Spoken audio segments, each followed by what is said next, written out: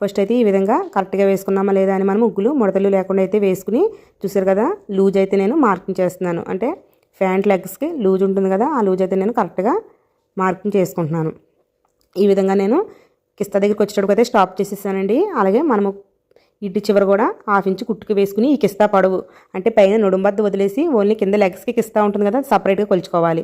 అయితే నేను 1 inch extra పెట్టానండి ఖర్చుల కోసము. ఈ విధంగా కుట్ల కోసము 1 ఇంచ్ ఎక్స్ట్రా పెట్టుకోవాలి. అలాగే మనము ఈ కిస్తా దగ్గర పెట్టుకున్న పొడవుని దీన్ని కలుపుకుంటూ మార్కింగ్ చేసుకోవాలి. అదైతే ప్యాంట్ ఆది ప్యాంట్ ఇలా ఉండగా మార్కింగ్ చేయకూడదు. చూడండి, ఇలా వారనే మార్కింగ్ చేయకూడదు.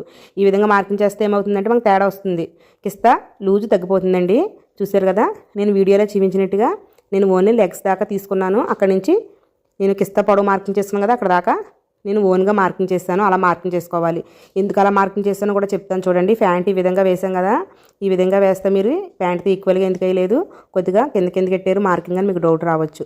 ఎందుకంటే మనకి ఇక్కడ కుర్చీలు పెట్టుకున్నామండి. ఇక్కడ ఇది సైడ్న కుర్చీలు వచ్చిన ప్యాంట్ అన్నమాట. ఈ కుర్చీలు మనకి క్లాత్ని వెనక లాగి పెట్టేసాయి. ఇక్కడ ఇంత క్లాత్ ఉంది. ఏంటంటే ఈ కుర్చీల వల్ల మనకు తెలియట్లేదు. మీరు ఈ విధంగా పట్టుకుని సాగదీస్తే సరిపోతుంది. చూడండి ఒకసారి, అదన్నమాట. అందుకనేసి మనము ఎక్కువ పెట్టుకోవాలి.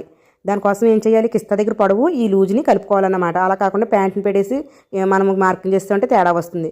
లేకపోతే మీరు ప్యాంట్ని మొత్తం ఇలా సాగదీసి చూసుకోవచ్చు, ప్రతి పార్టుని మీకు సరిపోతుంది. అప్పుడు ఈ విధంగా చూసుకోవచ్చు అనమాట. అందుకనేసి మనము కిస్తా కాడ జాగ్రత్త పాటించకపోయామంటే ఏమవుతుందంటే కిస్తా పెట్టేసి ప్యాంట్ అంతా పాడైపోతుంది. ఇది కూడా మనం గుర్తుపెట్టుకోవాలి.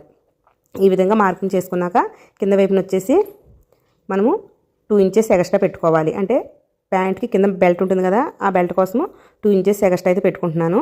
ఈ విధంగా పెట్టుకుని పొడవు కూడా మార్కింగ్ చేసుకోవాలి.